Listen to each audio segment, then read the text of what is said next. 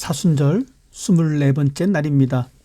오늘의 성경 구절은 마태복음 25장 23절입니다. 그의 주인이 그에게 말하였다. 잘했다. 착하고 신실한 종아. 내가 작은 일에 신실하였으니 이제 내가 많은 일을 내게 맡기겠다. 와서 주인과 함께 기쁨을 누려라. 아멘. 영국 런던 워커 미술관에 충성이라는 제목의 그림이 있다고 합니다. 그것은 에드워드 포인터라는 사람이 그린 그림입니다.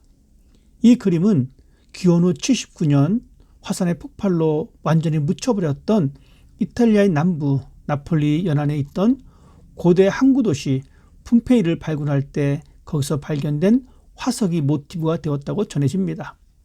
그때 발견된 화석 중에 하나가 성문을 지키는 경비병의 화석이었는데 그 경비병은 성문 앞에서 무기를 들고 부동 자세를 한 채 죽어 있었다고 합니다. 그렇게 자신의 임무를 다하며 죽어간 그 보초병의 모습을 그 화가는 충성이라는 말로 이름을 붙여 그린 것입니다. 주위의 그 어떤 환경과 여건 속에서도 흔들리지 않고 자기가 맡은 일에 책임을 다하는 사람이 바로 충성을 다하는 사람입니다. 다른 사람이 이렇게 하든지 또는 저렇게 하든지 그것에 관여할 바가 아닙니다. 또 남들이 알아주든지 몰라주든지 그것도 중요하지 않습니다. 자신에게 주어진 역할이 무엇인지 자신이 해야 할 일을 잊지 않고 묵묵하게 그 일을 감당하는 것이 바로 충성입니다. 성경에는 하나님에게 충성을 한 많은 사람들이 등장합니다.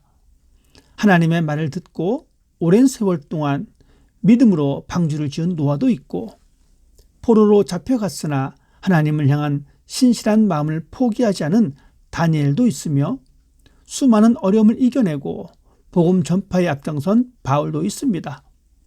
그 사람들이 처한 상황은 결코 편안한 상황이 아니었습니다. 때로는 자신의 것을 빼앗기며 사람들의 손가락질과 생명의 위협도 있었습니다. 그렇지만 하나님을 향한 변하지 않는 마음을 가진 사람들이었습니다. 우리는 이런 사람들을 향하여 충성스러운 사람이라고 말을 합니다. 우리도 이런 충성스러운 사람의 범주에 들어갈 수 있을까요? 변함없이 충성을 한다는 것은 참 어렵습니다. 때로는 자신은 능력이 없다고 스스로를 낮추기도 합니다. 내가 충성하고 있는 것에 대한 신념이 무너질 때도 있습니다. 충성의 보답에 대한 의심도 생깁니다. 때로는 주변에서 그 충성에 대하여 포기하라고 유혹하기도 합니다. 이런 모든 과정을 이겨낸다는 것은 정말 대단한 결심과 확신이 필요합니다. 물론 힘든 것이지만 충분히 가능하다는 것을 우리는 성경의 인물들과 역사의 현장 속에서 그 주인공들을 만날 수 있습니다. 충성이 하루아침에 이루어지는 것은 아니며 믿음과 자신의 역할을 신실하게 감당하는 것에서부터 시작된다는 것을 보여주는 사람이 있습니다. 그 사람이 바로 다윗입니다. 충성의 사람 다윗은 처음부터 대단한 사람은 아니었습니다. 어릴 적부터 두각을 나타낸 사람도 아닙니다. 도시에서 학문을 배운 사람도 아니었습니다. 그저 평범한 목동이었습니다.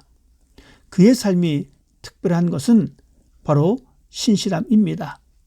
양들을 키우면서 최선을 다했으며 골리앗 앞에서도 최선을 다했고 주어진 왕의 역할도 최선을 다했습니다.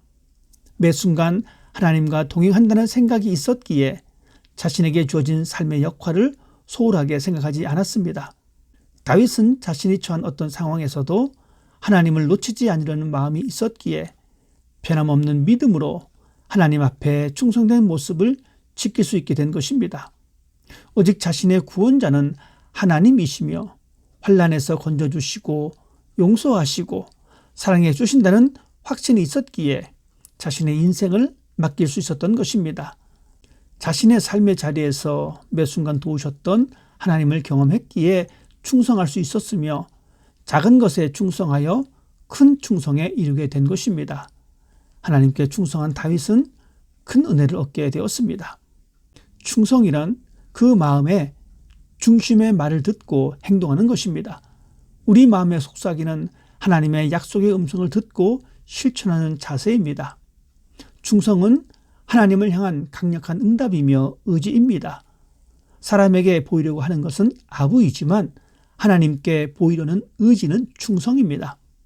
우리 모두가 성령의 열매인 충성을 통해 하나님의 소리에 귀를 기울이고 행동하는 용기, 그 변하지 않는 마음을 소유해서 하나님의 마음에 흡족한 삶이 되었으면 좋겠습니다. 우리가 살아가는 삶의 자리에서 나에게 주어진 일에 최선을 다해서 살아가는 것이 바로 충성의 아름다운 모습입니다. 행복한 가정을 만들려고 최선을 다하는 사람은 결국 행복한 가정을 이룰 수 있습니다. 교회에서 충성을 다하는 사람은 최선을 다해 예배 자리를 지킵니다. 봉사의 자리에서도 최선을 다합니다. 충성은 하나님을 기쁘시게 하고 사람들에게도 칭찬받는 삶으로 우리를 이끌어 줍니다. 우리가 처한 삶의 자리가 어떠하든지 그 자리에서 최선을 다하고 있는지 한번 뒤돌아보길 바랍니다. 나는 과연 하나님을 향한 충성의 점수는 몇 점이나 될까요? 그 점수가 낮다면 다시 시작하면 됩니다. 훗날에 하나님의 기쁨에 동참하는 놀라운 은혜를 경험하게 될 것입니다. 이 저녁 새롭게 충성하는 멋진 그림을 그려보며 하루를 마무리할 수 있기를 바랍니다.